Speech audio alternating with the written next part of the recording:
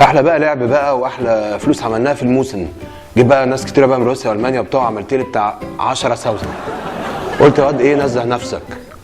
طلعت بقى محل كلوزس وكده، وجبت بقى ايه تيشيرت، وجبت بقى تشوز البسه في رجلي، ظبطت نفسي.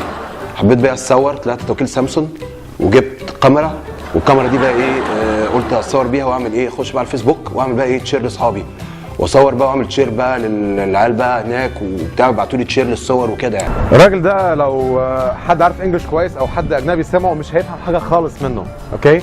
هيفهم ان هو اشترى يختار ولابس يختار في رجليه. في حاجه اسمها تيشيرت غريبه كده.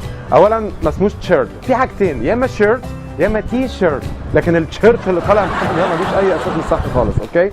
التي شيرت سموه تي شيرت عشان شكل حرف التي وهو كابيتال، هو تي شرطه شيرت. والقميص اللي بكم الثاني اسمه شيرت. خلاص؟ لا، اغلب الناس اللي بتغلط نفس الغلطه دي بتسمي الثاني تيشيرت والقميص اللي بكم شميز اللي هي فرنساوي اصلا يعني. طيب وجزمه طبعا شوز مش تشوز، ما حدش يلبس يختار في رجله، دي حاجه مهمه جدا، اوكي؟ غير بقى البيكتشر اللي خدها اسمها بيكتشر. بيكتشر يا جماعه سي تي يو ار اي تشير زي بيكتشر ليكتشر. يقول لك انا رحت المحاضره اللي كاتشر واخيرا هيعمل لنا كورس ازاي على النت يعني لما حد يعمل شير اسمه شير، هيعمل شير ازاي؟ يجيب كورس يخبطه هنا بس ولا ايه يعني؟